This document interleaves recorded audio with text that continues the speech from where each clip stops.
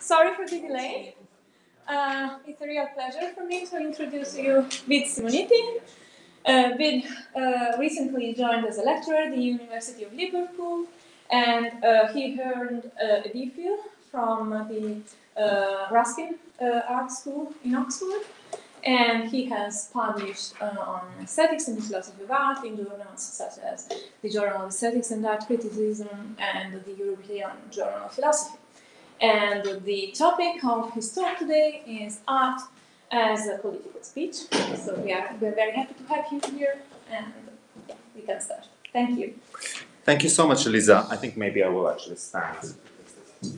It's going to be a bit more comfortable for me.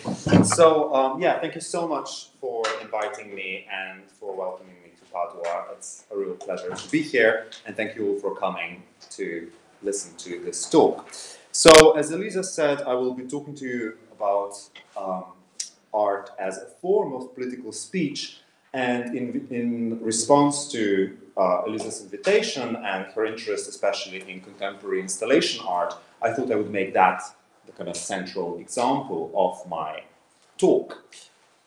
And I will begin, the rest of the talk is really quite philosophical, but I will begin by giving you a particular example so that we have something concrete that we can talk about in mind.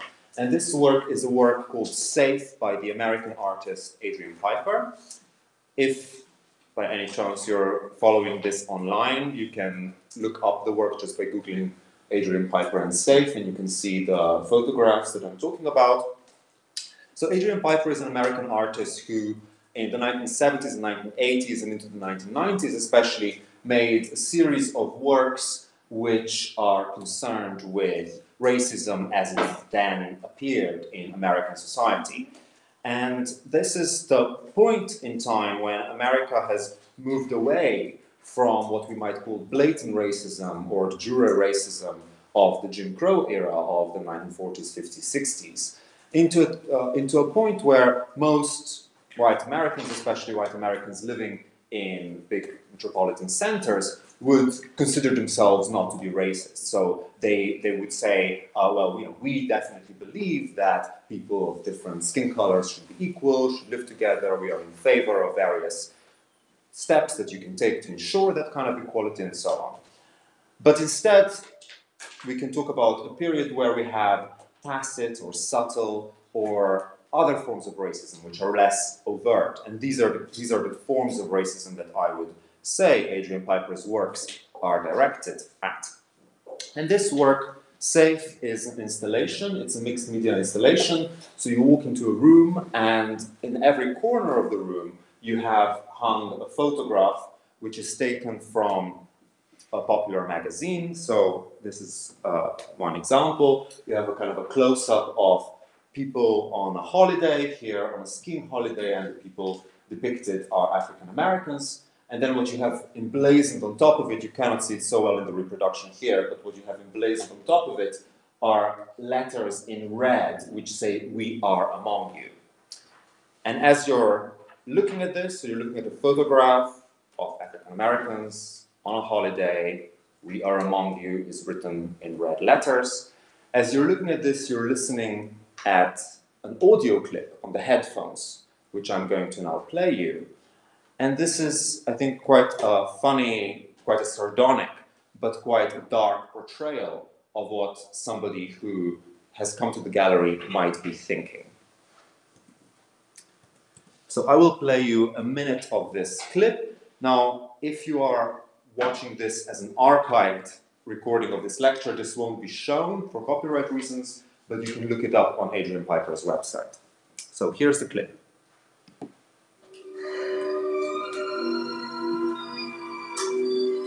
I'm sorry, I just don't feel comfortable with this. I mean, of course I appreciate the artist's good intentions. I really do. But I'm just really having a lot of trouble with this piece. I feel real manipulated by this. Stared at, laughed at, if you want to know the truth. All these sardonic smiles. It's like I'm supposed to be the butt of some private joke or something. You know, I really don't see what's so funny. I just can't relate to this. All these faces just seem so menacing, so unfriendly. I guess it's just a little too militant for me. You know, really a bit heavy-handed for my taste. That's it. It's just too explicit. You know, this is very aggressive work, and I really don't need to get hit over the head with this stuff. I personally think understatement would have been the way to go here. You know, kind of subtle ambiguity, a sort of je ne sais pas quoi, would have been so much more effective. Right? Whereas I feel positively assaulted by this piece. You know, the problem here is that the piece just gives me no aesthetic space. There's no way you can avoid the message here. It leaves no room for interpretation. No room for the use of the imagination, for flights of fancy. I mean, there's just no way you can escape what the artist is trying to tell you. Not that I want to escape anything.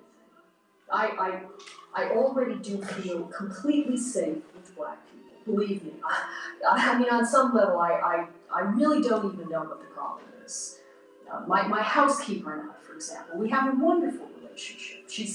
She's literally my best friend, in fact. And most of the time, I don't even notice that she's black. Well, of course, I mean, we do come from very different cultural environments, so naturally there are bound to be some misunderstandings from time to time. You know, occasional failures of translation, that's to be expected. Because my own ancestors are all from Norway, ultimately, by way of Italy. Northern Italy, of course. Actually, they're German, pure Aryan stock, all of them. Yeah. But I personally am all for integration, believe me. Of course, I support equal opportunity and civil rights. And naturally, I feel terribly sorry for these poor people. Who wouldn't? It's all very sad, really. You know, discrimination is just a tragedy. It's just a terrible thing.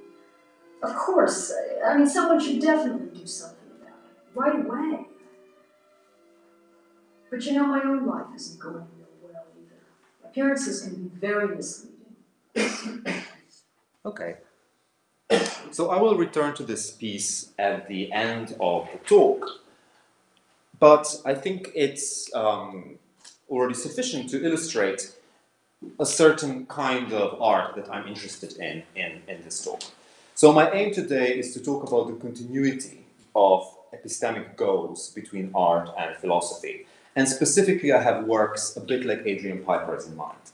So this is a work which is part of what we might call post-conceptual or contemporary art, art which attempts to contribute some knowledge or some understanding towards some questions such as what is the nature of racism, or what, if anything, is wrong with our society, or what should we do about the refugee crisis, say. So, indeed, in the present political climate, we might say that it is not only TV series, films, books, novels, and so on, but almost where you can almost see this at most, this kind of political engagement, is in post-conceptual contemporary art. So to give you some examples, here is a work by Ai Weiwei called F. Lotus, with 1,005 life jackets arranged into these rings which are floating in front of the Belvedere Palace in response to the European inaction in light of the refugee crisis which took place that year. Here is a work called Lampedusa by the German photographer Wolfgang Tillmans. You can't really see it, but it's a series of photographs which show different crashes that take place on Lampedusa, different shipwrecks, photographs in this kind of detached, aestheticized way. Or here's a work by Olafur Eliasson from the Venice Biennial 2 years ago called Green Light, which was kind of a participatory art project where refugees worked together with artists and with visitors to the biennial to make these little green lights which symbolize hope and integration, and which the proceeds from which could be used to further pro-integration projects. So I think here, with these kinds of works, for example, the ones that I've just given, which are more recent and which respond to the refugee crisis, we might venture to say that contemporary post-conceptual visual art is perhaps the mode of expression within which political issues of the day are being addressed within the society. So, within analytic aesthetics, I think it's fair to say that it's perhaps a scandal of analytic aesthetics that it hasn't paid that much attention to contemporary art up until projects like Elisa's, of course. But especially it hasn't really paid much attention to this political aspect of contemporary art, which seems to be actually core to this sort of artistic production. On the other hand, we might say that it is a scandal of art writing, or what sometimes gets termed art theory, that the rhetorical efficacy of this political art is taken for granted. So we might say, yes, of course, art does raise political issues, but in what way does it address those issues? How and when does art speak about politics in a way that really brings those political messages home, in a way that is effective, in a way that changes something in the audience? And when does art merely rehearse public pieties? When does it merely rehearse something that we all already believe? Or to put the question more philosophically, when does art contribute something unique to political discourse? And when does it merely reflect what we already think? When does it merely reflect what has already been achieved in the political discourse? To illustrate with this example, right, when can we say that this really gives us some insight into the refugee crisis, or when does Piper's work really give us insight into racism in a way that cannot be achieved easily within other modes of discourse? So that's my question. All right, so there are going to be like certain bits of philosophical apparatus that I'm going to need to be able to make my claims. So this question of when and how art contributes to knowledge is a very old philosophical question. Now, first of all, we might say, what are these sorts of questions? Like, what is the nature of racism, or what can we do about the refugee crisis? I mean, these questions aren't philosophical questions, strictly speaking, but they are part of what we might call applied philosophy or normative political discourse. These differences aren't going to be like so important to me, but it seems to be political discourse of some kind. And in debates about knowledge and art, it's also customary to distinguish between knowledge how, knowledge that, and experiential knowledge. And if you're familiar with these debates, that's also not going to be so crucial for me right now. I think these debates can be important, but right now I think it would be a red herring to talk about that. What I will find useful, though, is a concept that I'm calling discursive knowledge. I'm inspired here by the art historian Mi-Won Kwon, who talks about discursive art, and I've also noticed this concept, discursive knowledge, is used by the epistemology Keith Lehrer, but I will give it my own rough sense here. So the relevant contrast here is between what we might call everyday propositional knowledge, such as the knowledge that it is sunny outside, which we can simply obtain from experience or from testimony, but basically the chains of justification, what it is required for me to know that it is sunny outside, is not very spectacular, right? It's quite easy to obtain that kind of knowledge. Discursive knowledge is still probably propositional knowledge of some kind, but what is important is that it requires more complex forms of argumentation and justification. So so the difference is one of degree. Discursive knowledge is knowledge which requires the subject to have considered alternative theses and arguments, as well as possess certain kind of cognitive abilities, like the ability to defend position against alternatives, and possess conceptual schema, which are necessary in order to marshal your evidence and to present your thesis. So that I know it's sunny outside is not a case of discursive knowledge, but if I know something about the nature of racism in contemporary society, that probably is discursive knowledge in some kind. I cannot just look outside of the window and tell you what that nature is, right? I should have spent some time thinking about it. Okay, so further questions will be invited by this description, but I think as a rough starting point, it will have to do. And my question here is, can art contribute to this kind of more complex discursive knowledge about matters of politics? So, in what follows, I will first review why I think the kind of extant philosophical literature on this, and why I think it's already been shown, why the answer to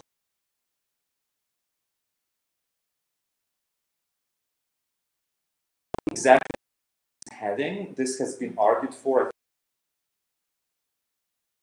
in John, Nane,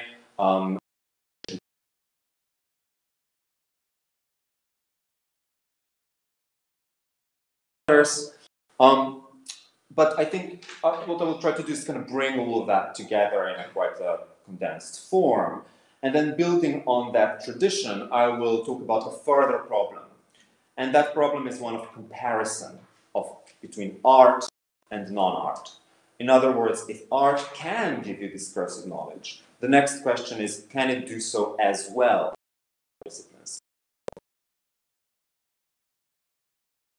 And I will then try and give you some reasons to think why it can, and to formulate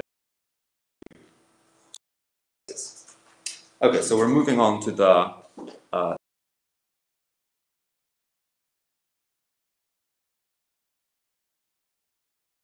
view that art can be a source of discursive knowledge.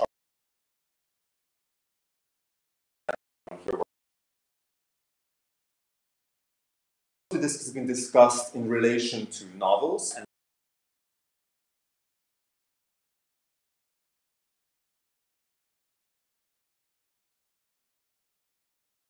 as philosophers having to overcome two hurdles, overcome two, or fulfill two tasks. So the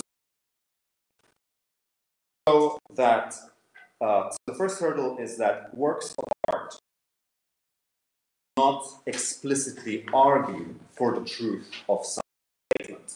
They do not explicitly set out to present you with some form of discursive statement or knowledge that they explicitly marshal evidence in favor of.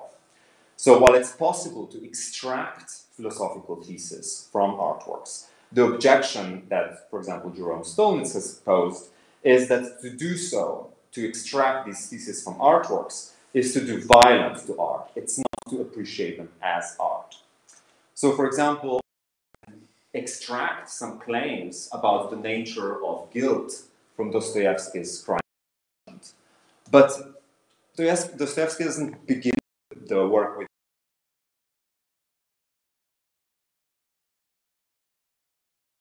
point out of it and kind of doing violence to its part.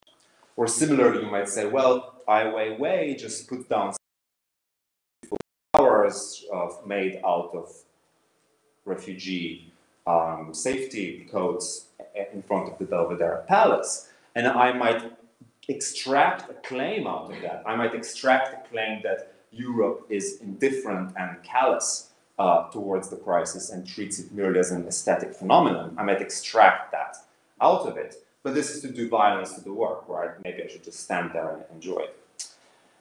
Okay, so and this, I think this hurdle is actually really painfully obvious sometimes with contemporary art, because with contemporary art in the biennial setting, you often have the work out there, and then you have like a little sign on the wall which tells you what this work means, and that's quite kind of uncomfortable and often feels a little bit stupid, right? So the first hurdle is then to show that you can, despite the fact that these works do not explicitly argue for something, nevertheless get propositional discursive knowledge out of them.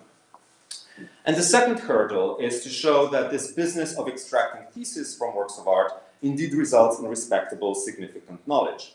If philosophical knowledge is discursive, then surely it can only be achieved, you might think, through academic philosophy and theory, where these interesting theses might be systematically supported. So, with regards to works of Adrian Piper, I might read the work to produce certain interesting theses about the nature of racism in American society, but I mean, this doesn't yet give me well-supported claims and arguments and empirical evidence and so on, which I might get from an academic article, right? So that's the second hurdle, to show that you can nevertheless get justification out of these works, even though they are not academic writing. Okay, so both of these challenges have been much written about. Case against by people like Stolnitz or Peter Lamarck, case pro by people who have written against them. So I'll sort of summarize what that is. I think to overcome the first hurdle, the challenge is to demonstrate that extracting theses from works of art is part of what we might call reflective reading, and that such reflective readings is simply a part and parcel of what we do when we engage with works of art. A good description of that kind of tradition can already be found, for example, in a quote I've taken from Lawrence Stern's comical novel Tristram Shandy from 1759. That's not on your handout, I'll just read it out. Quote, I wish to rebuke a vicious taste which has crept into thousands, of reading straightforwards, more in quest of adventures, than in quest of the deep erudition and knowledge which books of this cast, novels, if read over as they should be, would infallibly impart with them. The mind should be accustomed to make wise reflections and draw curious conclusions as it goes along. Now, this is a kind of a parody of reflective reading of novels, but we might recognize in it what is, I think, the way in which works of art, and especially works of conceptual art or philosophical novels, are customarily appreciated. We don't just enjoy them, we kind of draw these conclusions reflectively from them as we engage with them. So I think, for example, Aileen John has argued for this point convincingly in her paper, Reading Fiction and Conceptual Knowledge. Okay, in other words, if you came across like a work like Adrian Piper's, it would be just like odd not to draw certain general conclusions from the nature of racism from it. Okay, the next hurdle, though, is more difficult. It is to show that this business of reflective appreciation indeed results in respectable argumentation and in significant knowledge. And to overcome this hurdle, cognitivists or philosophers writing about literary fiction have tried to demonstrate that there obtain certain continuities between philosophy and the arts. So they have tried to show what modes of argument are shared by philosophy and by art. For example, thought experiments, like in science fiction, like in The Matrix or something like that. This has been argued by Elizabeth Camp and David Davis. Clarification of philosophical concepts, as you might say with certain works of conceptual art, as argued by Peter Goldin and Elizabeth Shallakins. Encouraging us to draw general conclusions from examples, as might be the case with parables. Hilary Putnam, for example, argued for that. Comparing different models of virtue and vice. So when you have a work of art which has different kind of models of bad and good behavior in it, and so on, right? So these are kind of argumentative forms which are specific to novels or also to other works of art. So, just to give you one example of how that might work, you might say that you gain sort of new knowledge within the discursive realm if you have learned to draw a certain new relevant distinction. And you might observe that, for example, again, in Crime and Punishment, where Dostoevsky has these two characters, and the protagonist, Raskolnikov, whose name, Raskolnikov means a split personality, and his best friend, Razumikhin, whose name, Razum, means mind or being kind of reasonable, right? And so you might say that this work quite explicitly invites you to draw a distinction between a certain kind of behavior which characterizes someone whose drives or whose desires are kind of split and working against them, versus someone who is kind of like a reasonable, virtuous person, like Razumihin. And so here we have this method of drawing a distinction, which is not dissimilar to the philosophical method of drawing distinction between different virtues and vices. Nietzsche, for example, draws a similar kind of distinction between someone whose drives are in order and someone whose drives are fighting against one another. Okay, so let me sum up this argument in a more schematic form, draw some of these thoughts together.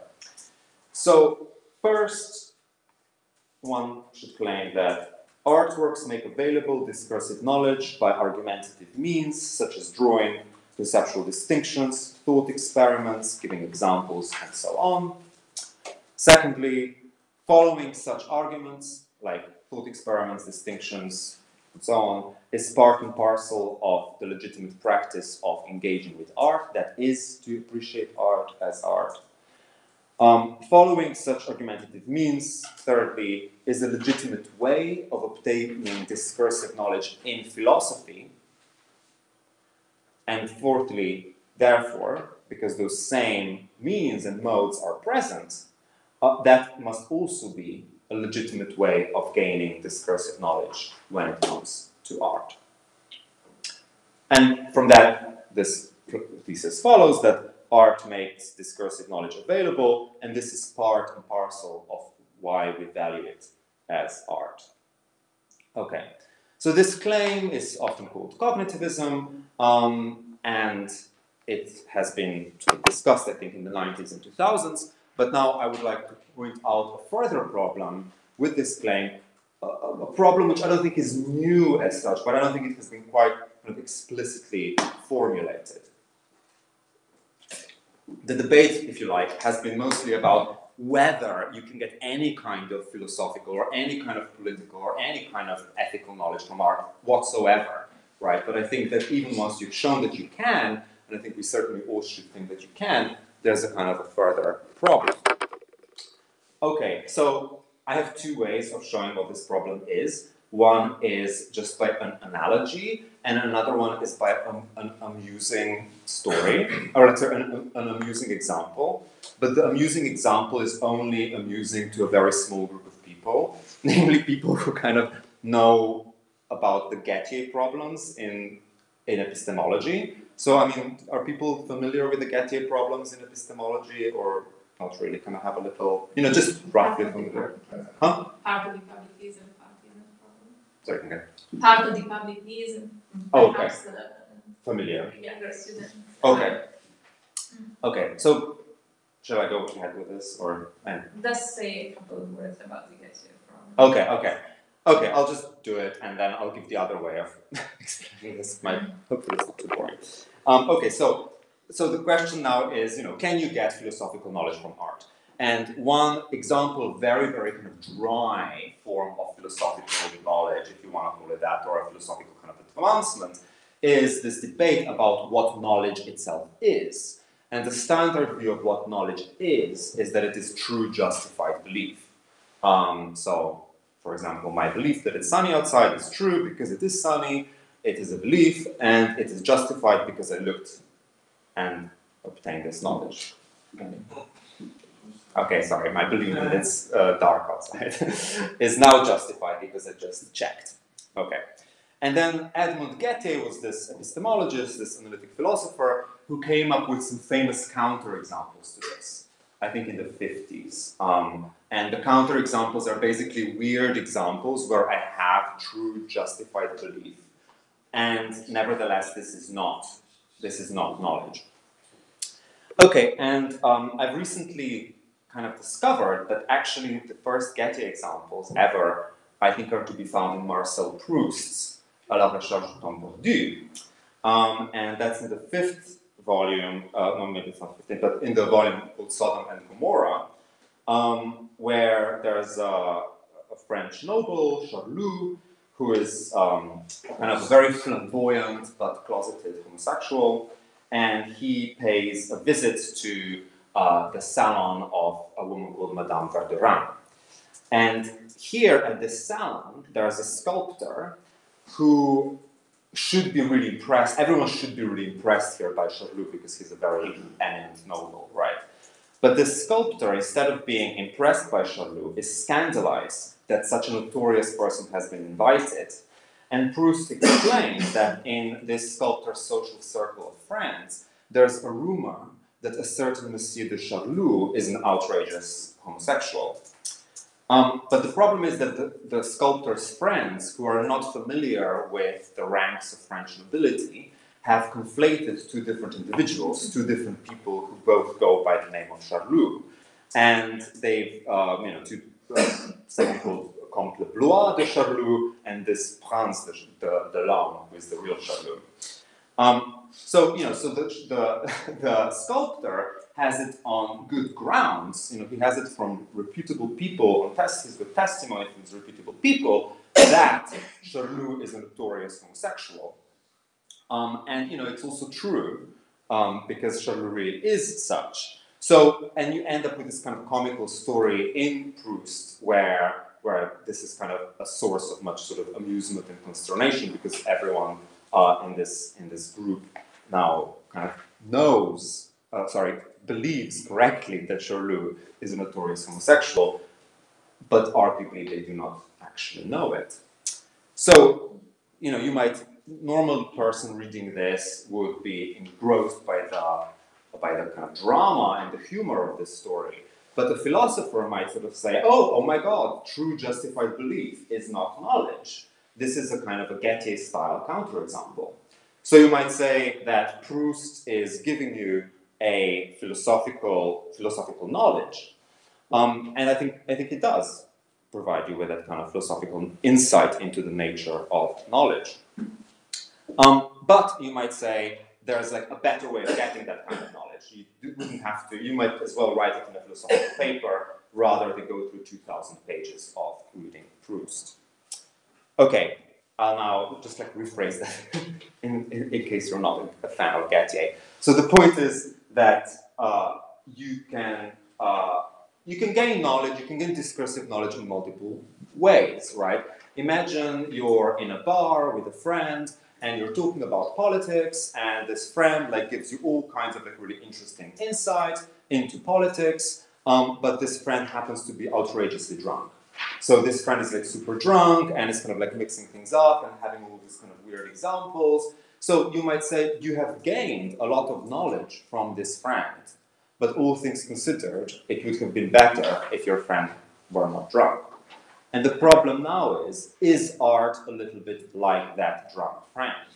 Even though you can get all kinds of interesting insights about the refugee crisis and all kinds of interesting insights about racism from the work by Adrian Piper, would it not be better if you didn't have this picture and this narration and this music, and if you didn't have these floating kind of codes, in the case of Ai Weiwei, which just distract you? Would it be just better if these people just sat down, wrote down their political beliefs, and gave them to you on a nice, neat piece of paper?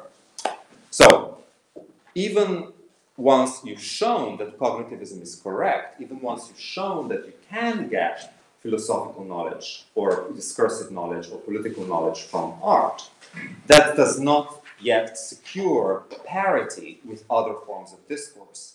Even though there might be continuity between art and political discourse, that doesn't show that art is kind of an ideal or even a worthwhile mode of engaging in political discourse. Right?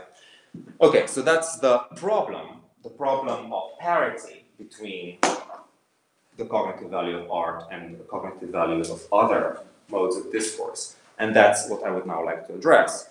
Now, certain philosophers have addressed that by arguing that art is a form of knowledge, but a form of knowledge of a very different kind from what a philosophy can give you.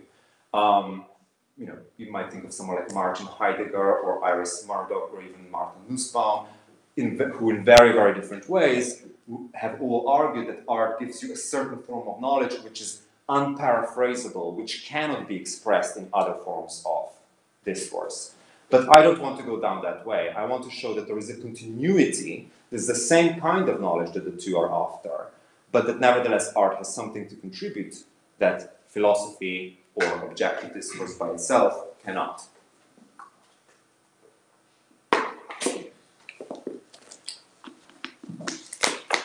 All right.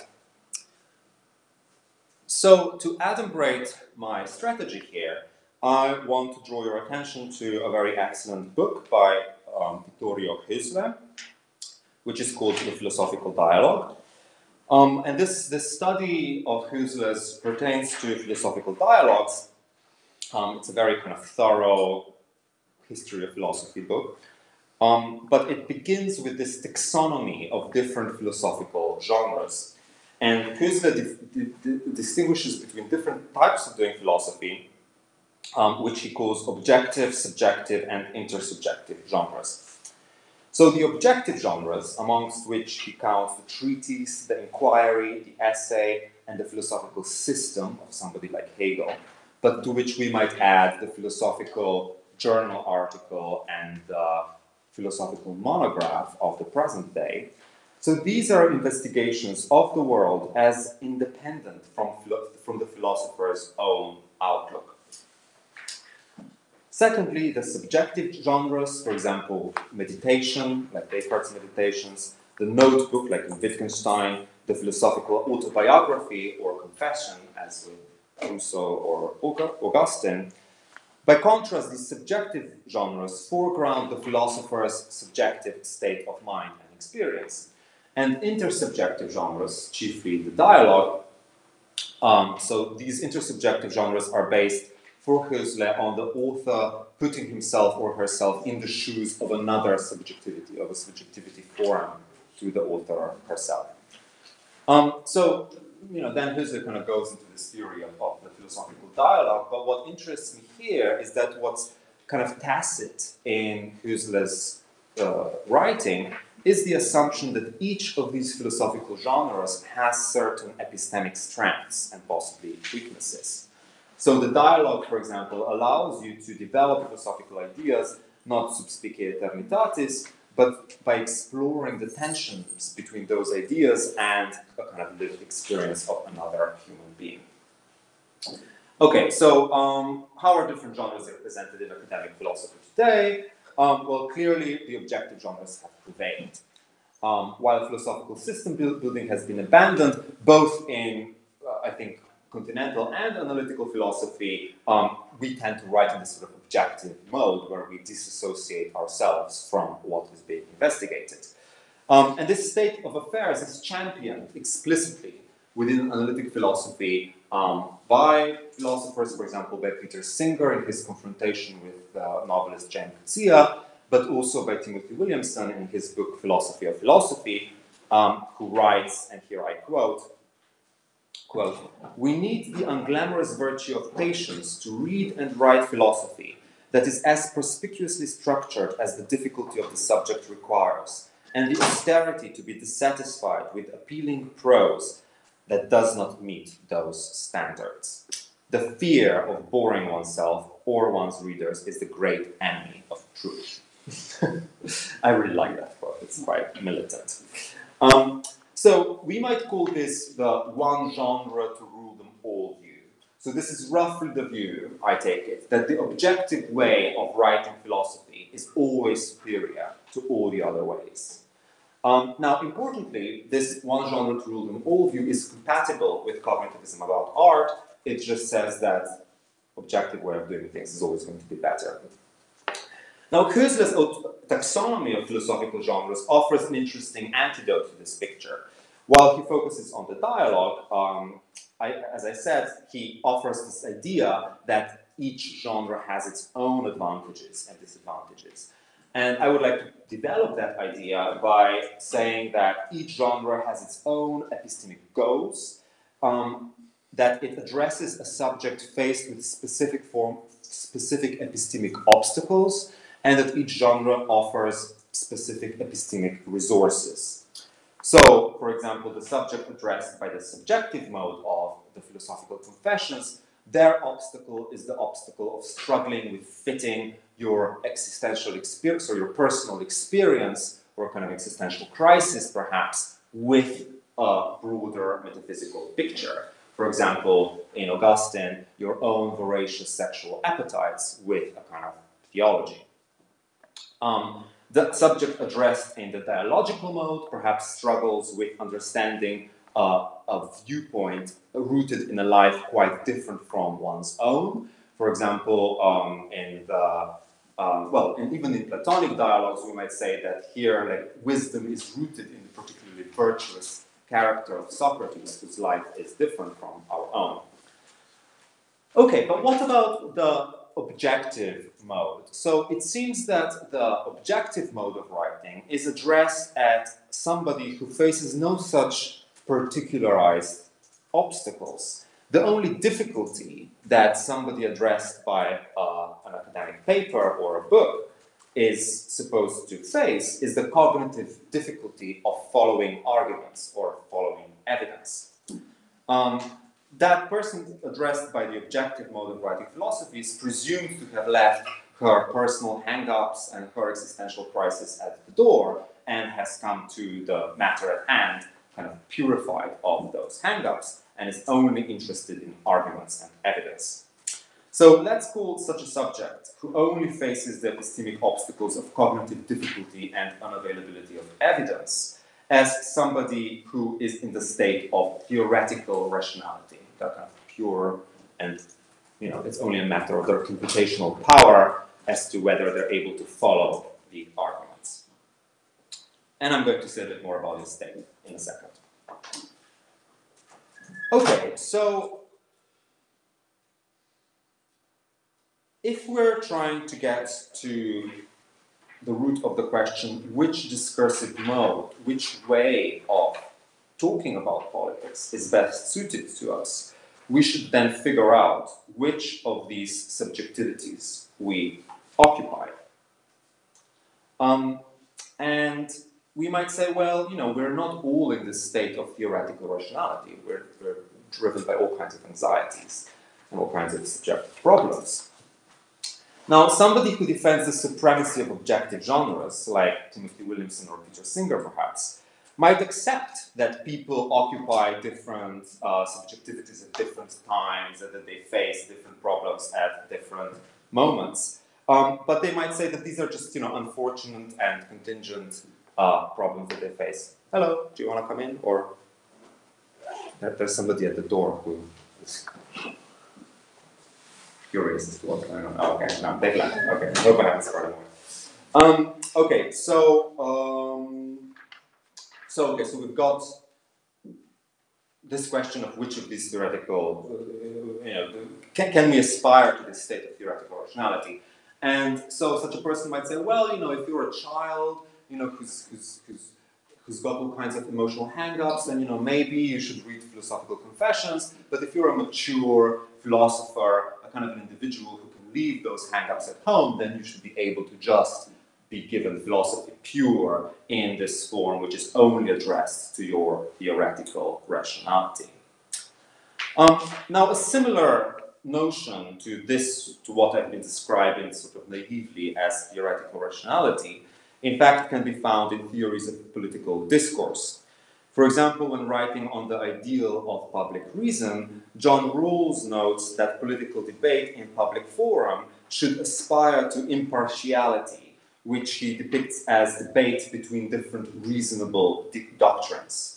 So, in the public forum, in politics, John Rawls thinks we should aspire towards a position that values evidence and argumentation and is kind of irrespective of people's different predicaments and anxieties or emotions or prejudices and so on, right? This is in his idea of public reason. And Jürgen Habermas has also described a conception of public reason as one in which only the, quote, unforced force of the better argument prevails. So there's more to be said about all of this, but the thought is that, that I want you to kind of focus on is the following. First, in political discourse and in philosophy, we should try and abstract from our own personal perspective or position in order to obtain discursive knowledge. And once we have done so, then the objective mode of arguing is going to be the most appropriate. The others are going to merely distract us. So this seems to be kind of a quite kind of strong argument to me, because clearly clearly it seems that we should kind of try and get rid of as many hang-ups as we have in order to get to knowledge. So what can we do to argue against that picture? What can we do to argue that, nevertheless, these non-objective genres have something to contribute?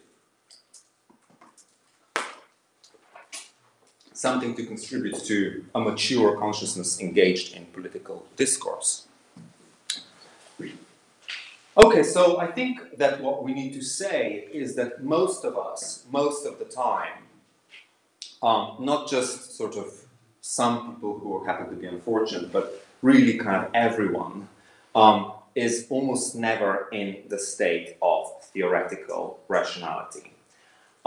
So this is going to be hardly news to anyone who has been engaged in any kind of ideology critique, right? The claim is basically we are in the grips of ideology and so we're not in the state of theoretical rationality. But here I want to kind of make use of the resources by certain analytic philosophers who have been recently writing about this, people who have been working in political and feminist epistemology, people like Miranda Fricker, Ray Langton, Sally Haslanger, or Jason Stanley, for example. And who have all kind of written about particular obstacles that people might face when they are trying to obtain political knowledge. So, okay, I think I can skip a little bit. So one characteristic obstacle that somebody might have that Miranda Fricker, for example, has influentially written about is the availability of certain concepts. So to take Miranda Fricker's example, think of a woman in the 1950s who did not have access to the concept of sexual harassment, and when she experiences what we would now call sexual harassment, she only has recourse to certain ill-fitting concepts such as flirting or inappropriate behavior or being naughty or something like that. Now, as Fricker demonstrates, this woman is in what we would call what she would call a certain kind of state of epistemic injustice. She lacks conceptual resources that she needs in order to explain what's wrong about the situation. But as Jose Medina has pointed out, the same kinds of epistemical obstacles might also be experienced by somebody who is witnessing the situation, the perpetrator or the observer, right? They are lacking certain concepts that they need to express what is going on.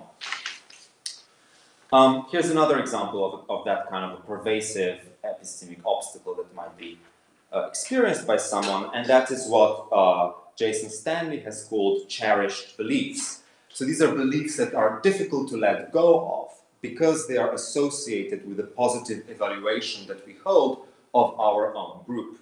So, for example, it might be difficult for me to come to believe that white men in the UK tend to be, I don't know, more racist than I had previously thought, because I'm a part of that group, right? So these are certain beliefs that are specifically difficult to let go because you are part of the group which is being attacked, right? It's easier for me to come to believe, might be easier for me to come to believe that, say, white women are more racist than we thought because I'm not in that group. Okay, so these are, I think, like simple examples, but what these philosophers have come to suggest is that there might be certain epistemic obstacles which obtain, if you like, globally, not for every single member of the group, right, but for the society at large, and that are part of a kind of like its broader political condition. Now, as I said, that's not going to be new to thinkers who have dealt with ideology critique. But what I think is interesting about this way of going about things is that you can still retain the state of theoretical rationality as the goal towards which you would ideally like to attain, only that the goal might be quite far away from what you can reach, and that you're never quite sure whether or not you have reached that goal. Okay, so where does this then leave our discussion of philosophical genres and the ability of different forms of doing political discourse in terms of getting you discursive knowledge? So if it's true that certain epistemic obstacles obtain globally, globally within a culture, obstacles like cherished beliefs or the lack of conceptual resources, then the following thing is crucial. That it's not always going to be the objective genre of doing things, the objective mode of speaking, which is going to enable you to overcome those epistemic obstacles. So, indeed, I would say, the use of the objective mode of speaking or the objective mode of writing might even put new epistemic obstacles in your way, or it might even obscure something. Okay, now here is a trivial, mundane example. Let's say that you and I are arguing about whether well, I don't know, let's say we're in England and we're arguing about whether British cuisine or Vietnamese cuisine is better. And we're arguing and arguing, and we're giving each other these like really well thought out kind of objective arguments for one or the other. But what this obscures is that actually what's going on is that my kind of national, British nationalism is pitched against your cosmopolitanism, right? Or you and I might be arguing in a really kind of objective way about whether or not the institution where we work at is sexist, and I might be giving you really clear arguments that it's not, and you might be giving me really clear arguments that it is. But what it actually conceals is that we are maybe actually talking about our personal relationship, or we're actually really talking about where we fit in within that institution, right? There are situations where we are implicated in this sort of way. And what's crucial here is that continuing down the objective path and giving more and more arguments might actually conceal that from you, rather than give you a certain kind of knowledge. And so if we think that that's the case, if we think then that certain epistemic obstacles obtain globally and that objective forms of argument are going to compound rather than dissolve those obstacles, then that leaves room for the claim that certain forms of discourse, which are not objective but are more artistic, let's say, are going to do the job, that they are going to deliver something which objective forms of discourse cannot deliver. And now, what I would then argue is that good conceptual art today should try and do just that, address those epistemic obstacles which remain in pursuit of discursive knowledge and which remain difficult to address in the objective mode. So if you like, if I began with this claim that I compared art to the drunken man in the pub who is trying to explain certain things to you, right? If you think that there are certain things which cannot be explained in the objective mode, maybe there are certain things that you can only, that you can better address if you have that kind of conviviality or that kind of, sort of weird creativity of the drunken man in the pub, right? That's where dialectically that way of arguing becomes open to you. Okay. And I will almost leave it there, because this was mostly to kind of adumbrate that, if you like, dialectical strategy for how you would argue for parity between non-objective and objective genres of doing political discourse, and by extension, artistic and non-artistic genres of doing political discourse. What I think is promising and interesting about that strategy is that it allows you to say that art is after this discursive knowledge, this kind of political theoretical knowledge, rather than it just allows you to say that it's after know-how or like some experiential knowledge, or it's just about emotions or something like that. But I won't quite leave it there, because I would just like to maybe illustrate how that might work in relation to the Adrian Piper example that I opened this presentation with. So in Piper's work from this period, from the 70s to the 90s, She usually employs some such device that I showed you, so an image of black people taken out of context, and then a kind of in-character voiceover, which mimics, as in this case, a visitor to the gallery. However, the viewer listening to this, I think, might notice that the person who we listened to in the beginning is precisely not in this state of theoretical rationality. She's rather in a state that social psychologists, for example, might term subtle racism, but that we might describe by the terms that I've been using more loosely, like, who has a certain kind of hang-up or a certain kind of inability to address the issue at hand. And this is the kind of person who here, in the 90s in the States, is happy to discuss issues of social justice in the abstract.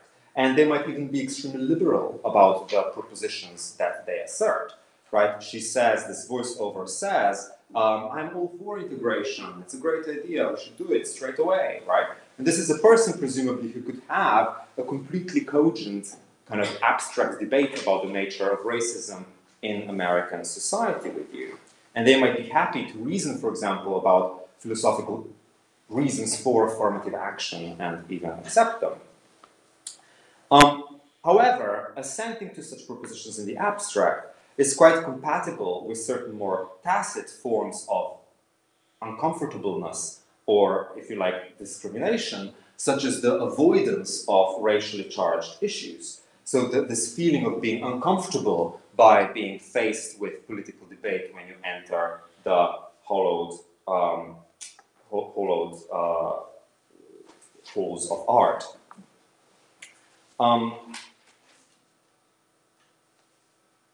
So I'll skip this because I think we may be running out of time a little bit.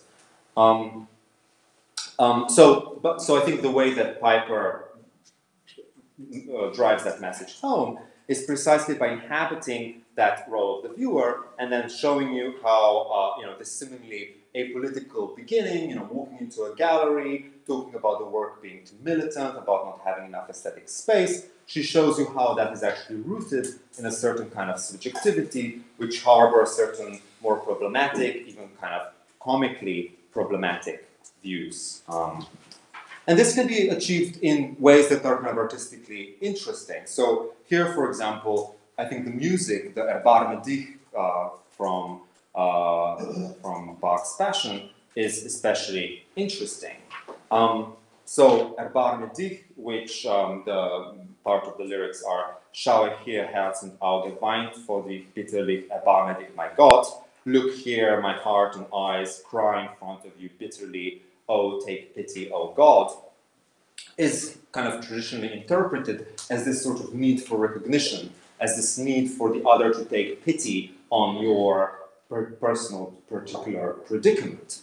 And so we might see how this work shows the certain kind of avoidance of political issue to be rooted in a subjectivity which, yes, is a little bit unpleasant, is a little bit racist, but is also facing her own kind of identity crisis, her own confusion when suddenly these heavy political issues are entering into her otherwise safe domestic world.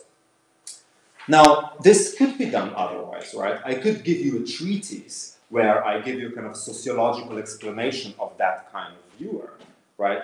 My point is that there is a continuity between forms of discourse that we find in art and in other forms of discourse.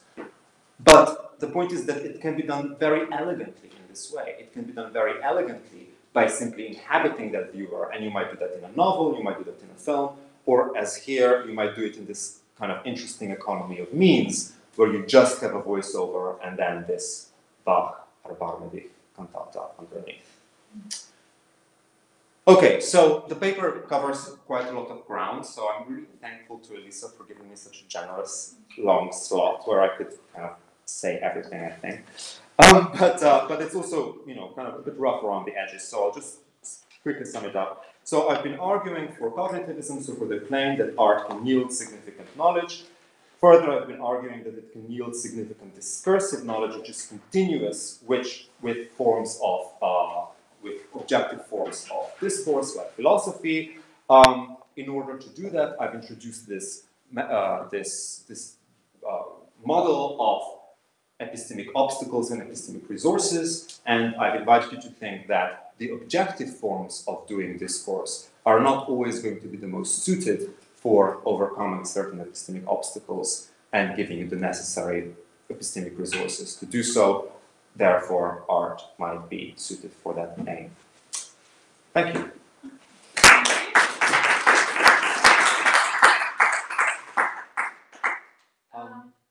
Yeah, I'll just say one thing about the questions for those who are following online. You can either use the YouTube chat instrument to ask questions, or if it doesn't work properly, you can write an email to elisa.caterol@gmail.com, and I'll see and your questions and read them out. So. I think there's someone Becca earlier, and then Matteo. Becca, and then It was very cool. Can I speak or? yeah, right. Perhaps it's better if I pass you the microphone.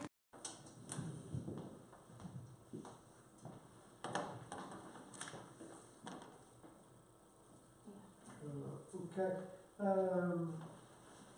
It seemed to me that you presuppose that you cannot achieve the kind of objective discourse which is characteristic of philosophy within the realm of art. But well, this seems to be questionable because, in a sense, conceptual art is all about blurring this kind of borders. So why cannot you take a philosophical piece written in a purely objectual way as a work of art in this sense? This seems to be pretty conventional, or I cannot see anything essential to that. And this was the first point. My second point is about, well, I'm not sure when it comes to subjective forms of discourse, or maybe subjective art, whether you can really have that, a work of art can be really deemed responsible in a way, or can be really judged following the truths of the implied claims. That is, suppose that it turned out that Europe or European community was actually, unbeknownst to nearly everybody, very supportive of refugees. Kind of skeptical scenario, but would in these kinds of scenarios someone be driven to say that that work of art would be in a way diminished or artistically less good because of that? I'm not sure. So one, based on this kind of scenario, one can at least throw some doubt on the idea that it is the job of this kind of art to produce knowledge in this sense. Thanks.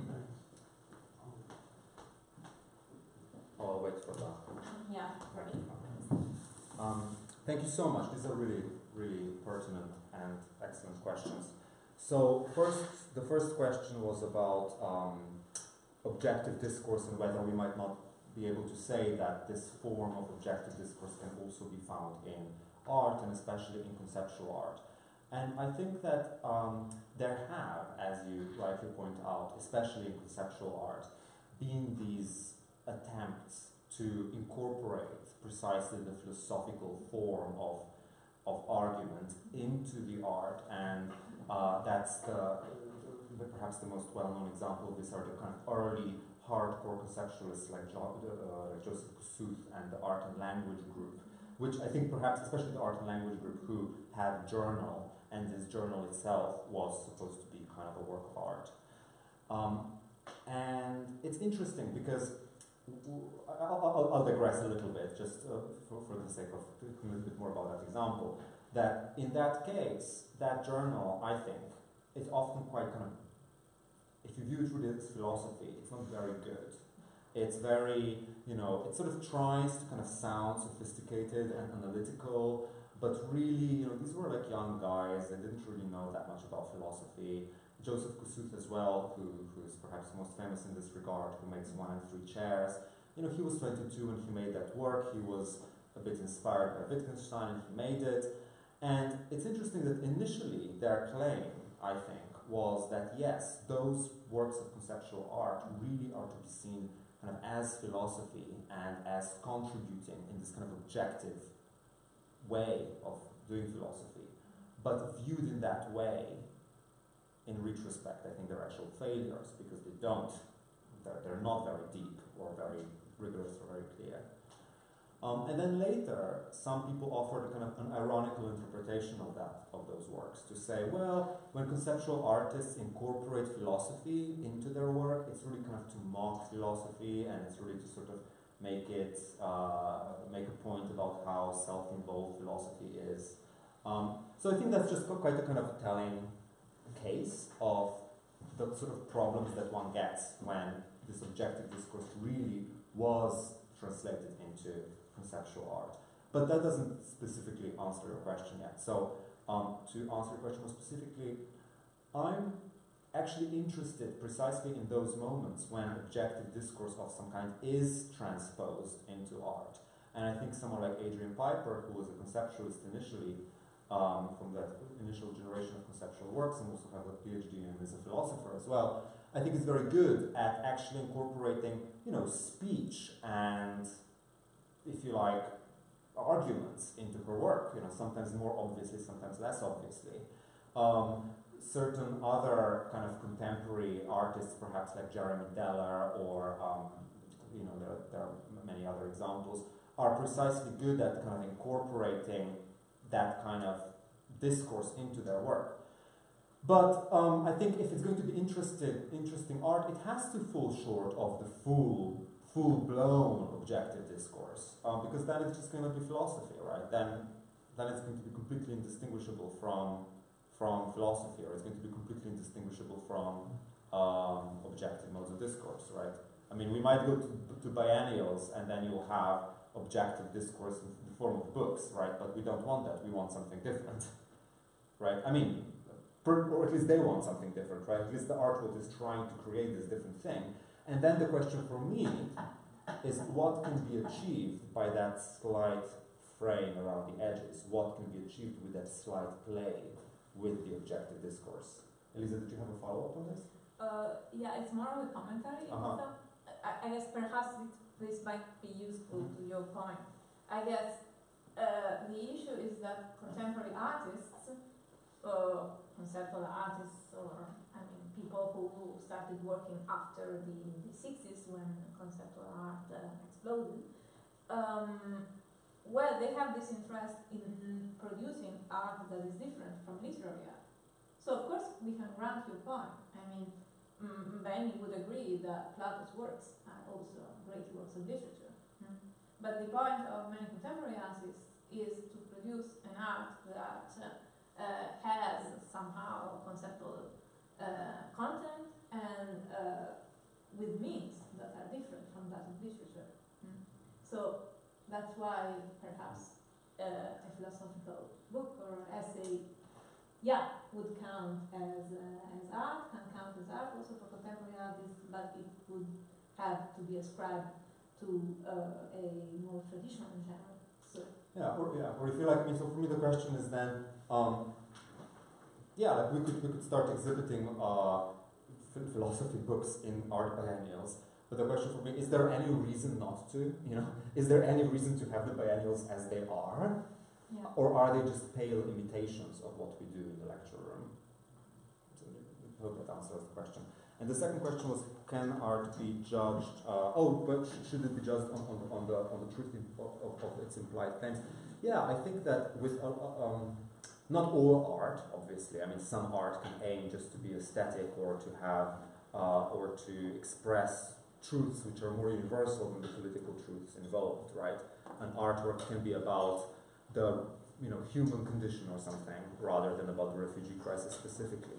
But I think that there's something about contemporary visual art which tries to have that speed of response, which tries to have that direct engagement with the political world, and therefore should be held accountable to whether or not it gets things right. And so, yeah, I think that if it did turn out sort of somewhat counterintuitively that Europe has been really, really nice about refugees, then, I would say, well, what are you complaining about, Ai Weiwei?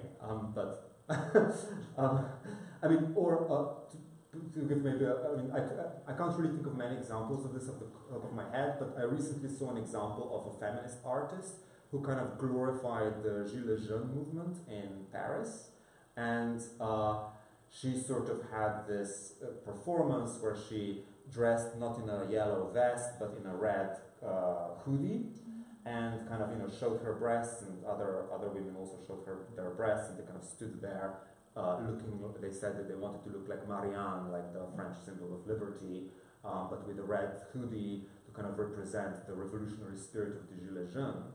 And my reaction to that was that I'm personally not that sympathetic to Gilets Jaunes, and I think that they're not kind of clearly a force for good. And so therefore, I think that that work is naively endorsing a political movement that I have problems with, and therefore I think it's naive and simplistic. But on the other hand, if you really like the Yellow Vests movement, you might think the work is better. So I do think that these works, when they're explicitly political, are, come on, like a work that endorses fascism, surely we would have problems with it. No, but endorsing is one thing, the truth is speaking another. Oh, okay. No, but I mean, yeah, no.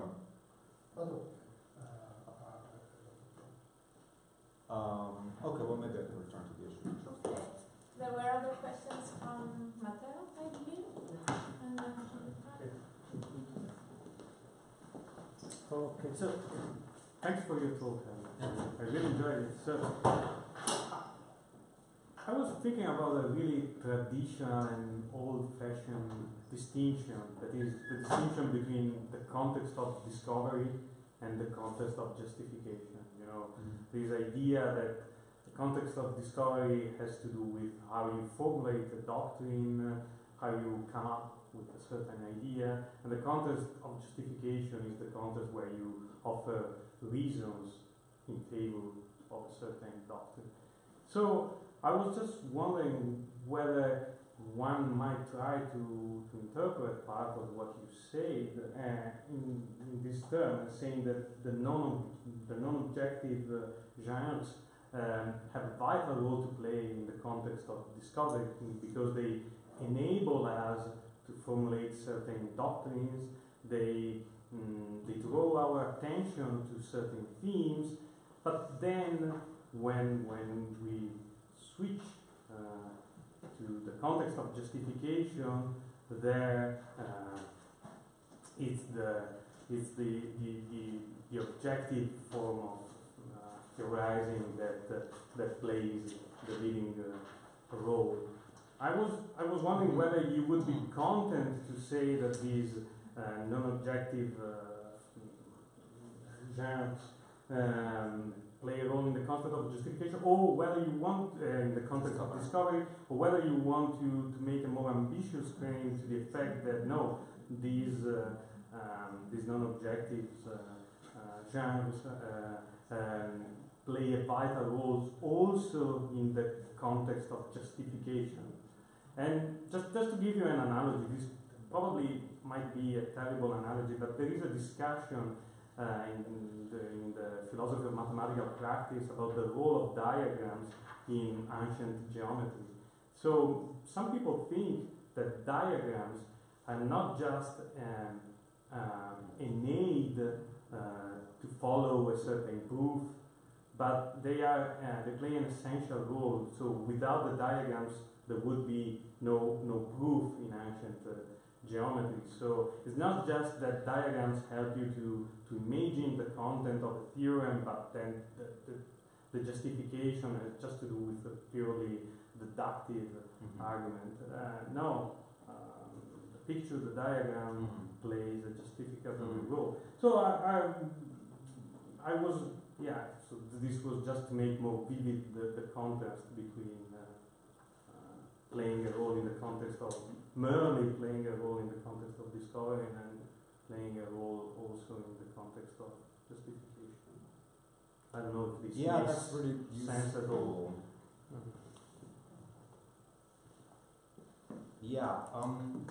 I mean, I would like to make a more ambitious claim. I suppose that it's got to do with the context of justification. I mean, I haven't been thinking about that particular division, if you like. So what I'm going to say is a bit exploratory. I mean, I think when we talk about justification, I mean, I guess, especially within the analytic tradition, there are this kind of I think there's maybe like a slightly kind of impoverished sense of the different kinds of things that could count as justification. We might talk about, at least in the kind of sort of basic epistemology, we might talk about testimony, we might talk about sort of evidence, or we might talk about sort of memory, and so on, right? And so it's quite, these terms are not so useful actually when we're talking about what might count as justification coming to some complex belief about what the nature of racism is like in your society, let's say. So for me, I mean, I don't know how this maps into the distinction between discovery and justification, but for me, where the kind of what happens when you move from a place of non-knowledge to a place of knowledge, and that move is one of justification, is one of overcoming a certain kind of epistemic obstacle. That's why I use these. That's why I kind of imported these terms. And an epistemic obstacle might be one of, let's say, not seeing how different parts of the argument hang together, right? Maybe you have like you have like an argument, you have a complex argument, and you don't quite know how these different parts hang together, and then someone kind of orders it for you in a really kind of clear way, and you've then come to believe the conclusion, I think, in a justified way. Does that make sense? And yeah, like how you move from that place of mess to that place of order might be, to go to your example of maths, might be through words, or might be through kind of deductive argumentation. But yeah, I can see, but it can also be through drawing or through seeing a picture, right? So I think that we should make kind of an analogous claim that what should also count as justification is if you overcome a different kind of epistemic obstacle. Let's say that you overcome the epistemic obstacle of not being able to see how this relates to you, or how you yourself are implicated. And that can be overcome in different ways. I mean, yeah, it could be overcome by a deductive argument, where I kind of say, well, you are a member of the society, these members of the society have this kind of thing, therefore you are implicated. Or it could be achieved by showing you a picture or showing you a monologue that you recognize yourself in, and therefore coming to believe. And I think there's no reason why we should say that one of these is not justification. I mean, clearly in normal life, we come to knowledge by non-deductive arguments all the time. So that's what's necessary for me. So I hope that. But yeah, whether I don't know, like if the context of discovery versus context of the justification divides on the kind of inductive-deductive line or something, I don't know, like then I don't expect art to be able to do that necessarily all the time, but I don't think that's what matters for politics. Yeah. Questions from Victoria?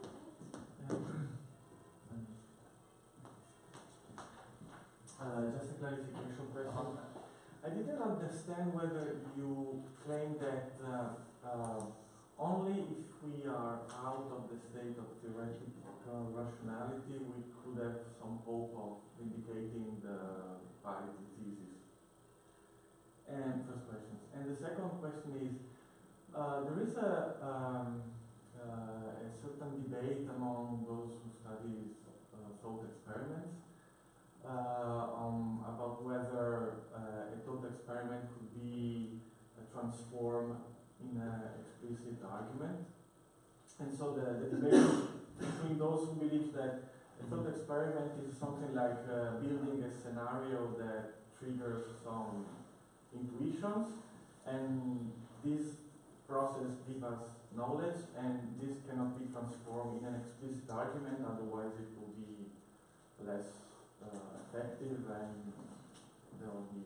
And so I was wondering whether this kind of dialectic could be the same dialectic that there is between a work of art giving us knowledge and explicit philosophical paper giving us the same kind of knowledge. So is the claim there that some people claim that if you were to translate the thought experiment into explicit argument, you will lose the. But what will you lose? Because if you transform a thought experiment in an argument, then your opponent would reply attacking the premises, and then your counter-argument would be more complicated, and then instead the specific point of the thought experiment is triggering some intuitions, building a scenario, and building a scenario helps to avoid discussions about the prerequisites of these scenarios. For example, Tamar Gendler, in the book Thought Experiment, defends a scenario, an anti-argumentative vision of thought experiment. Right. So it seems, I mean, it reminds me a little bit the dialectic between art and more effective. Yeah, so maybe as to the second question first. So, I just think that the dialectic is very similar. And sometimes people who talk about philosophy of literature will sometimes compare it to thought experiments. And then the challenge is often to show, what can literature give you that thought of experiments can't. So it's like the next, the next level, if you like. Why? Why bother with the whole novel if we could just boil it down to a simple thought experiment?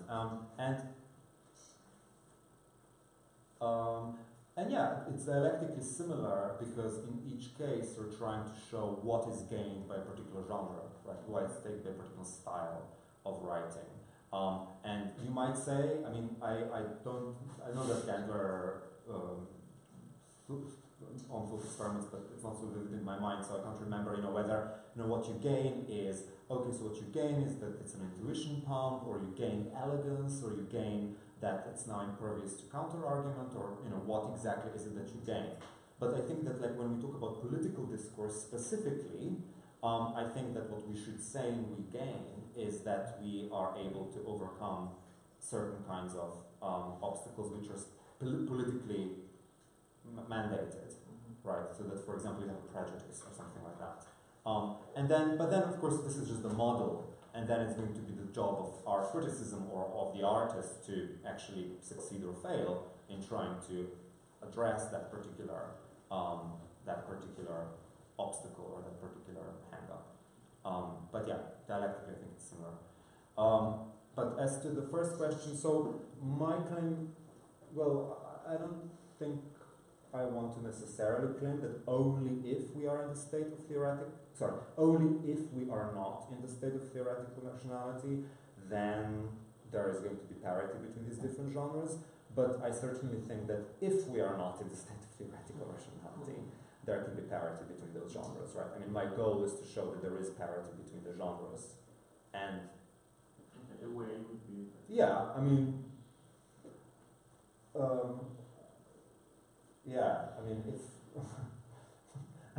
maybe if we're in a state of theoretical rationality, then, I'm just this kind of dispassionate computer, and it's just a matter of me seeing arguments fitting together. Maybe poetry has a role to play for that kind of computer. Maybe, that'd be interesting to show that, but. Okay, so... You see what I mean? It's just not so, it would be an interesting then the question would be like, imagine we are angels, or imagine we are computers who have all, who are completely free of sin, who are completely free of hang-ups, who are completely free of prejudice. Imagine we are these kinds of angels, and we're just these like amazing computational powers. We're pure disembodied analytical philosophers, and we can just talk about political philosophy amongst ourselves, like the angelic host gathered around the throne of God. If we were in that situation, would we be writing articles, or would we be still making works of conceptual art? I'll just say the jury's out. But given that we're not, I want to say there's something that art can do.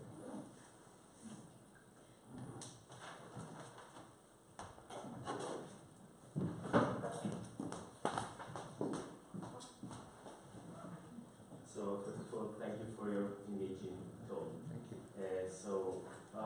My question is the following. So,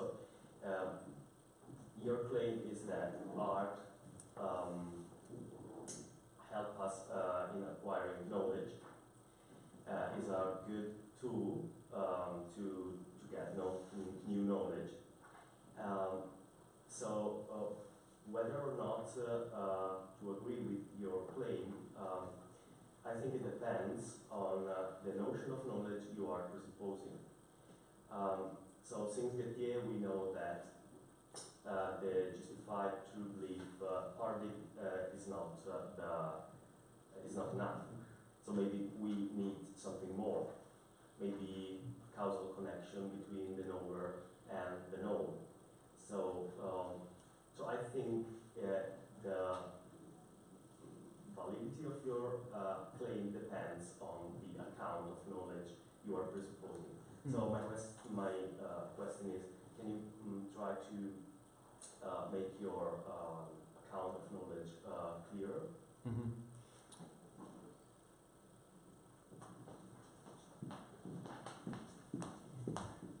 So yeah, I've been sort of thinking a lot about this. So thank you very much for, if you like, pointing to a certain kind of weakness that I feel I need to perhaps address. But what I've been moving towards is the thought that actually I'm not hostage to particular views of knowledge. So let's say let's, I don't know, take like the kind of internalist, externalist distinction in epistemology. I mean, is that, so when you say that my view will depend on a certain kind of view of knowledge, would that be, if I said, okay, I'm an internalist, would that satisfy you in a sense? Is that the kind of direction you want me to move towards? Give me some more information. Yeah, okay. In order to know if I am if I agree with your claim or if I don't agree with your claim. Okay, so I mean, let's say that I'll just kind of attempt that. Let's say that you're an internalist and you kind of roughly think that in order to be in a state of knowledge or justification, which constitutes knowledge, you have to have your different beliefs have to kind of cohere with one another. Let's say you're that kind of coherentist, right? So the way of getting knowledge is to kind of make your beliefs cohere more neatly to one another, and that's what counts as justification. So justification is kind of showing you that the new belief coheres with other beliefs that you have. Versus, let's say that you are a kind of externalist and you think that what it is for you to have justification is to be in possession of a belief which is causally connected to reality in some way. Now, I mean, so what I'm claiming is that art is good at addressing a certain kind of obstacle that is in your way. Let's say your inability to see how you are implicated in a certain kind of injustice, right? So what art, like let's say Adrian Piper's art, can help an audience member is that she herself is a little bit like the person who you hear on the headphones, and that enables you to come to a conclusion that prejudice in the society is also due to people a bit like me, right? Now, you could have an internalist story about that, you could say, well, the reason why this person is now better off epistemically is because she has come to order her beliefs or her data in a way that's more coherent. Like her data about this exhibition, her data about her past experiences, her data about what she sees on television is now a lot more coherent.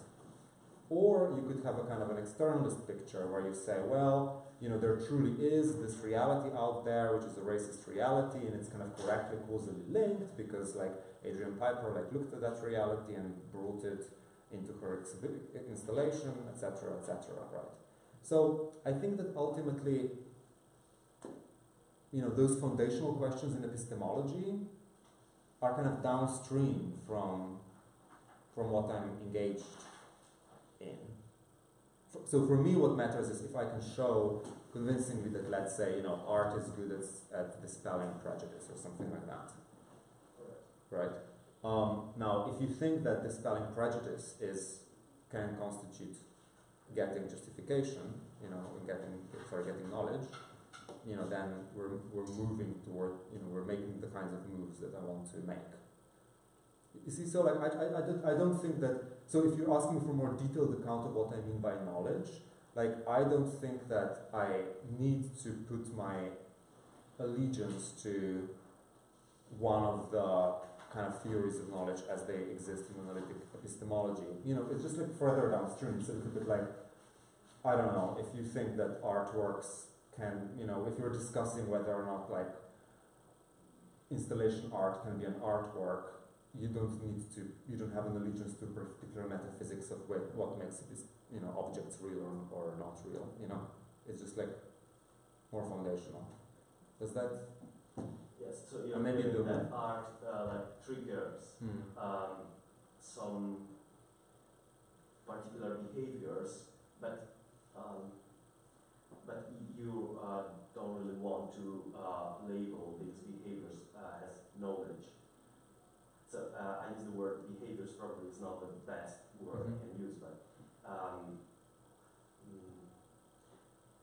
I think it makes a lot of difference if you use the word knowledge, or if you use another word like weaker than, because knowledge brings a lot of weight. Oh, I see. So okay, knowledge versus something weaker, like increased credence in a true belief, or like, you know, a hunch or something like that. Knowledge is too strong. Like knowledge implies something like you now know for sure, and you think I should say something weaker, like you are a little bit smarter, but you're not. You don't kind of know. Well, I think knowledge requires truth, and I'm not sure you can talk about truth in politics or in other fields. So if you say art triggers knowledge in politics or ethics, or I can see a way where I can agree with you, but maybe knowledge is a big word. Okay. Yeah, no, I'm fine with that. Like, you know, I think that yeah, of course, you know. So, for example, you might think you can never know that American society is racist because there's no such thing as knowledge about racism. Or you can never know what to do about the European refugee crisis because there's no such thing as knowledge about what to do about refugee crisis, because there's just no knowledge of those matters, because these are ethical and political matters and there's no knowledge about politics or ethics. That's kind of where you're going. I mean, yeah, like, I mean, I disagree for other reasons. Like, I do think that there's truth and knowledge about normative matters, but actually I think that's not, my paper is not hostage to that debate. As long as you think there are better and worse cognitive states, like, as long as you think that, you know, someone who's a fascist is cognitively worse off than someone who's a Democrat, right? I mean, I might say that the Democrat knows something that the fascist doesn't know, namely the Democrat knows what a more just view of society is. But you might disagree with me. But as long as you think there's like a kind of like a cognitive difference, that there's like better and worse way of knowing these things, then then I think art as well as philosophy can get you there. Are there other questions from you? I have a couple of questions too. So the first is about the very first part of the talk. Oh, okay. And the second one is about the very last part of the talk. So I start from the first one. Do you want the microphone? I think I'm you're close enough. Yeah, close enough. But, okay. So you mentioned, of course, that over the 90s and 2000s, there's been a lot of debate about the issue of cognitivism and the arts. And of course, you didn't have to sum it all up. I was, however, curious about whether you think you should try to reply to an objection that was raised by James Young quite at the beginning of that debate in this book, Art and Knowledge, from I think 2000 or 2001. So that the book predated especially the bulk of debate on conceptual art and knowledge that happened a bit later. And given that such works, I would say, are either works of conceptual art or strongly related to the conceptual art tradition, I think Young's criticism of the view that conceptual art can convey knowledge might be relevant here. And Young's view is that all art, if I remember correctly, can be divided into two groups. So on the one hand, you have more traditional art that works through illustrative representation. So it gives you some content by means of employing various techniques for illustrating a situation, or just by means of exemplifying properties such as aesthetic properties. Okay, so this is not just a theory about representation art. Okay, and he says, well, as long as art works like this, it's got ways of conveying knowledge, either by means of fiction or by using sentences such as in literature, or just by exemplifying properties, by showing a certain property to you by means of exemplifying it. However, Young says, when it comes to what he calls avant-garde art, so which includes conceptual art and also other previous experimental, previous avant-garde art from the 20th century, well, he says some of this art employs exemplification, and so it can convey some knowledge by means of this. But a lot of this art purely depends on what he calls semantic representation. And his view is that such art is entirely parasitic on discursive knowledge that is being produced in other fields, social sciences, philosophy, whatever, like a discourse, as we usually say in the art jargon, that is necessary for the artwork to make any sense at all. And so Young concludes that we can't say that works that work this way can genuinely contribute to knowledge, because they do that only insofar as they rely on other objects that can convey the relevant knowledge. So, I think you have to address this kind of criticism to argue for the view. Perhaps I'll ask the other question. Okay, shall I answer this first? No, that makes sense. I'll answer this one. Should I take that? Thank you. No, absolutely. So I think, Young, I remember that book, and what's interesting there is it's kind of inimical to my view, really. You're right, yeah, in two ways. One is that he really dismisses all conceptual art, and I think for that reason that this is art which is just kind of like a little bit like crap discourse, you know, it's just like badly done theory. And I think there's something about that which is true, which is that a lot of this kind of art is, you know, bad theory, and it's because I think, and you know, and I would say it's because it mimics the objective genre in a way, but it doesn't add anything to it, and it even does the objective genre badly. You know, we've all been to biennials or exhibitions where some artist is trying to make some kind of political point and they just don't do it in a very interesting way, or all that you can get from it is, I don't know, capitalism is bad, and you know, we knew that, so it's fine. You know, it's just not very interesting in that regard, right? But he's very strong on that distinction, as you say, between kind of specifically artistic ways of doing things. So there are specifically artistic ways of getting knowledge, which is through illustration, and then there are specifically, I don't know, theoretical ways of doing things, which is through semantic representation, kind of propositional content. And I think that where he's wrong is to draw that kind of extremely tight dichotomy. And I think that's wrong not just for conceptual art, but for all kinds of art. I mean, if you take even, I don't know, Renaissance painting, there's a lot of conceptual work there, right? I mean, you're not going to understand, I don't know, a complex allegory by Bronzini if you don't know about, you know, what the allegory of time might mean and what the allegory of love might mean and so on, right?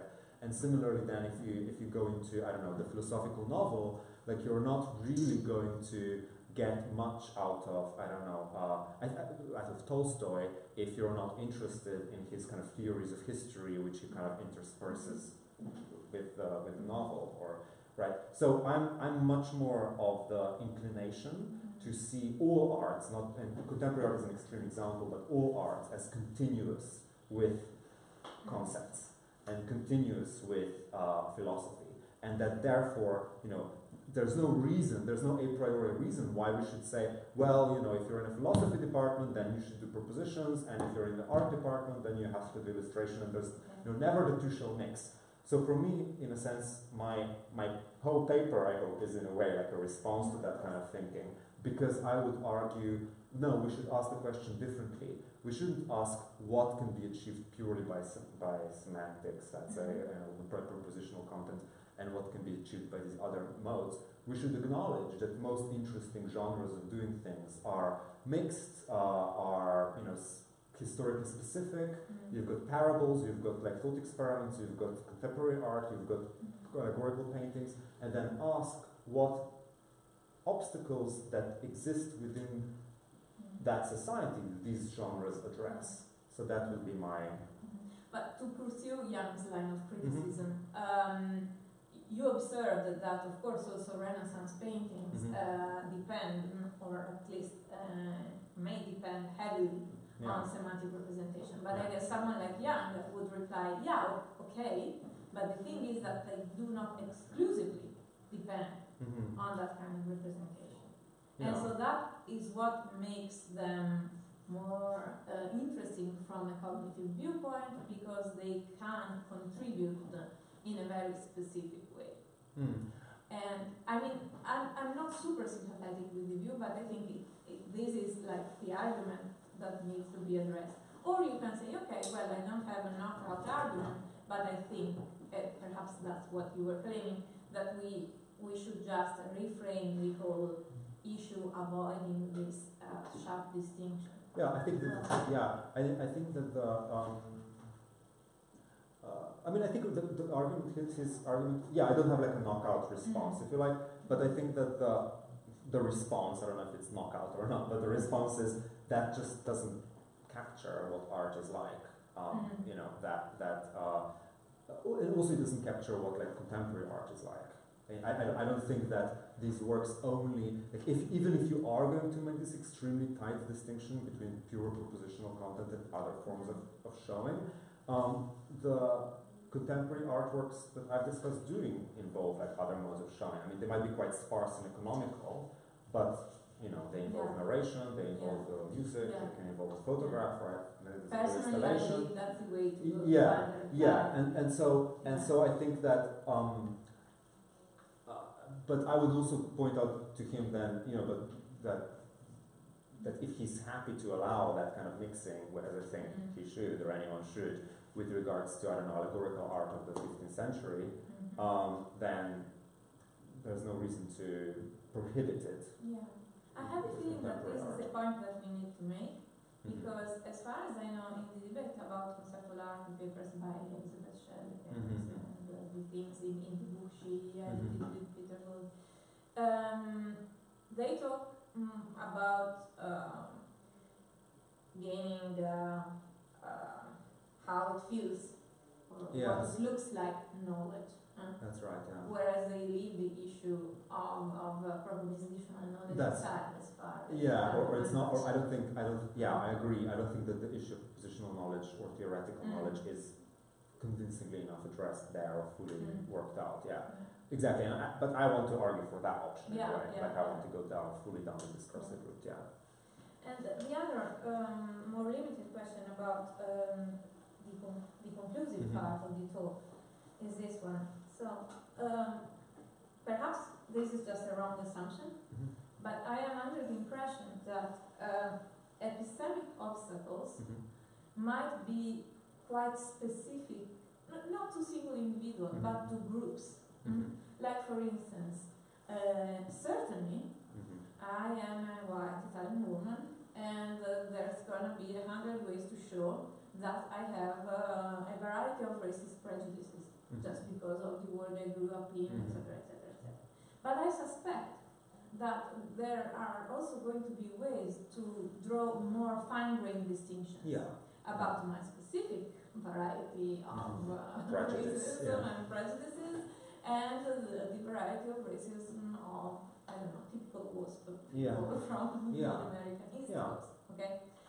So the reason why I think this might be interesting is that when you say, well, what politically engaged works of contemporary art or works of art more generally could do is help us address such obstacles and perhaps overcome them. Well, I'm naturally brought to ask whether how should an artist proceed in order to produce such a work? Should they have in mind the epistemic obstacles of a very specific group?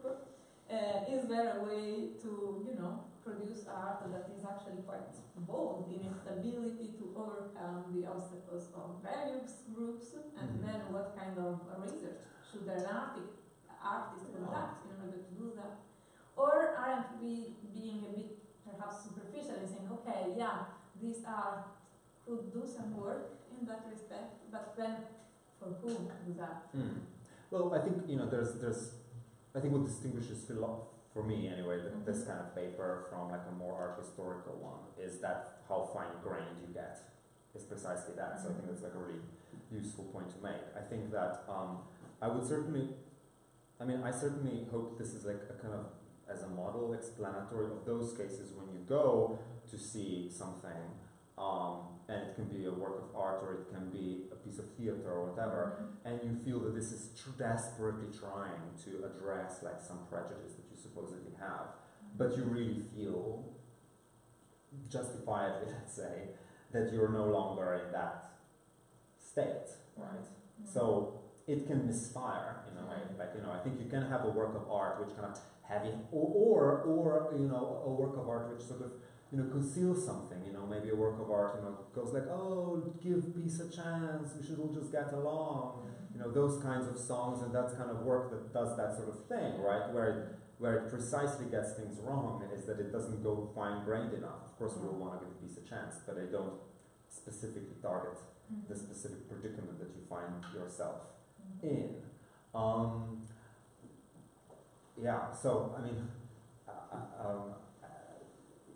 I guess but I think also that's not no different in a sense from the kind of creativity which is also necessary in objective genres in philosophy, because if I'm constructing a philosophical argument and I'm writing for a philosophical audience of professors or of undergraduate students, I kind of have to judge where they are, and I have to formulate that argument in a way which is clear to them and which is, you know, allows them to take the necessary steps, right? So that ability to respond to a particular situation is going to be obtained across genres, but I think maybe it's useful for me to more explicitly point that out, so thank you for it. Yeah. More questions? Oh. Last one.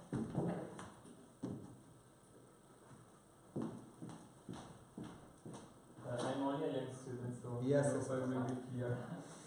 So I'm interested in the field of resource of gender studies.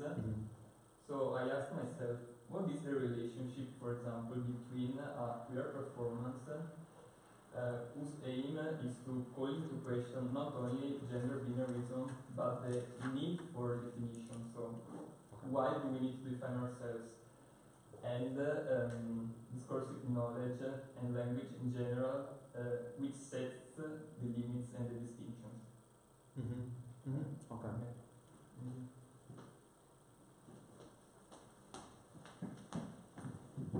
Yeah, that's a very useful point, actually. That's a very useful point. I mean, I would have to think of a particular performance, I suppose, to make this point more vivid, and maybe I'll briefly describe one in a second. But I think that, yeah, like one thing that, so I would say one thing that theory tends to do, or one thing that we tend to do in objective discourse, is to put forward, like, you know, new definitions and new distinctions, and so maybe sort of naively people started with the distinction between male and female, and then the distinction between gender and sex was made, and then, you know, the different forms of non-binary forms have been introduced, and so that you can end up with this kind of factory of creating new distinctions and creating new theoretical concepts, and that's something that theory might be doing, right? And you might say, well, one theory is better than another because it better matches reality. You might say that a theory that introduces non-binary as a possible category is better from a theory that only has a binary distinction between male and females because it better tracks reality, right? But then, yeah, I think something that can be like very liberating about a particular performance, which, let's say, successfully ends up sort of subverting that very need for having distinctions, is that it you know, shows you just that perhaps the most liberated way of existing, or the most productive or constructive or fulfilling way of existing, is one which kind of gives up on, you know, wondering about the correct distinction to draw in the first place. And that, I would say, is a much easier point to make in a performance than it would be in a theoretical context, perhaps. So maybe I'll just briefly illustrate, and maybe this is going to misfire, but there was this English performer called No Bra. I don't know if you've come across No Bra, but anyway, No Bra is this performer, sort of artist, also singer, from, I guess maybe she was kind of Florid 10 years ago kind of thing. And so she did this like really funny kind of music video. This was like kind of slightly pre-hipster era. This is kind of more my generation. So this is maybe like 10, 15 years ago.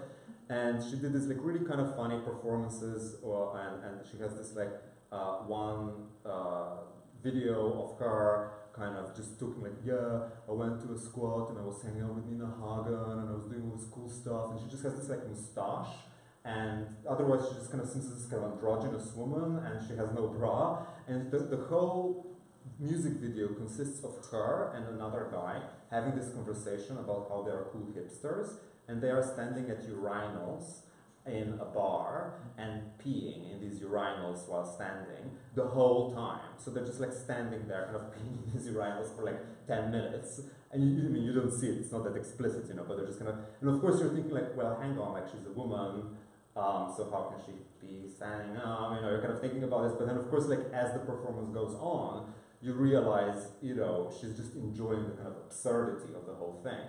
and your, perhaps a certain kind of vista opens up to you, which sort of says you should stop worrying about these gender distinctions anyway. You should just enjoy the play. You should just enjoy the absurdity and the fun.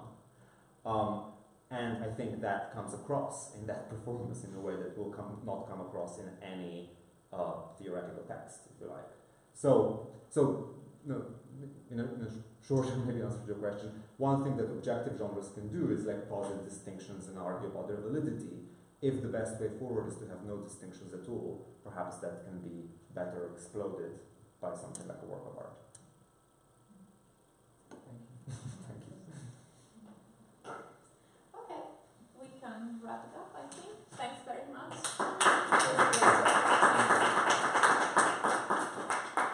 Yeah, look up no bra. It's really cool.